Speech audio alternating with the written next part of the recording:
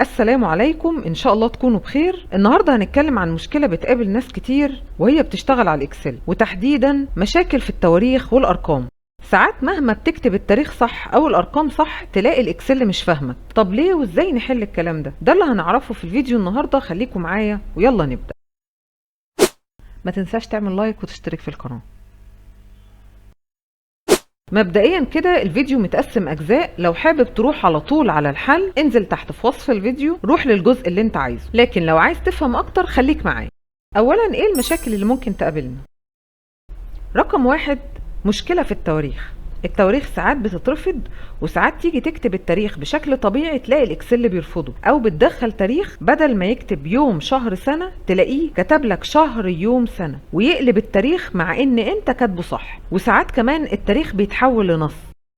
المشكلة التانية في الأرقام، ساعات بتيجي تكتب رقم عشري تتفاجئ إن الإكسل بيتعامل معاه كنص، ولا بيجمع ولا بيضرب ولا بيعمل أي معادلة عليه. كمان ساعات بتبقى محتاج تغير لغة الأرقام في الإكسل من عربي لهندي أو العكس، أو زي ما متعارف عليه عايز الأرقام بالإنجليش أو بالعربي، تلاقي الإكسل رافض يعمل الموضوع ده. المشكلة التالتة اللي ممكن تقابلك دوال التواريخ. كل دوال التواريخ على الاكسل لو مش مظبط السيتنج اللي احنا هنشتغل عليها النهارده هتلاقيها مش شغاله معاك. دوال زي تكست، داي، مانث، يير، ودوال تانية كتير هتلاقي المعادله صح بس بتديك الناتج غلط، او بتظهر لك الشهر بدل اليوم او اليوم بدل الشهر، ومشاكل شبه كده كتير. طيب ليه الحاجات دي بتحصل؟ لان الاكسل بيتعامل مع التواريخ والارقام حسب اعدادات الويندوز عندك، مش حسب اللي انت كاتبه بايدك. فيبقى الحل بمنتهى البساطه ان احنا محتاجين نظبط اعدادات الويندوز.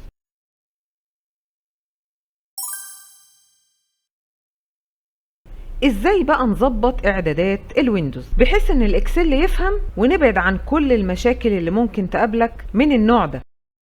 هنفتح كنترول بانل، ومن كنترول بانل هنروح على ريجون. هيظهر عندي نافذة هتلاقي فيها كلمة فورمات. تحت كلمة فورمات المفروض ان في سهم، افتح السهم ده. من هنا هتختار اللغة والبلد بتاعتك. انا هختار Arabic Egypt وبعدين هقول اوكي. لو فاتح اكسل اقفله وبعدين افتحه تاني هتلاقي كل المشاكل اللي كانت بتقابلك اتحلت. بس كده وبمنتهى البساطة نبقى حلنا مشكلة كبيرة جدا بتقابل ناس كتير لكن حلها مفيش اسهل منه. لو بتقابلك مشاكل في الاكسل اكتب لي في التعليقات وهساعدك ان شاء الله. ولو استفدت من الفيديو ده وشايف ان في حد تاني ممكن يستفيد منه ما تنساش تعمل شير للفيديو، واكيد لو عجبك الفيديو اعمل لايك، ولو لسه ما اشتركتش في القناة اشترك في القناة وفعل الجرس علشان يجيلك كل جديد. اسيبكم في رعاية الله.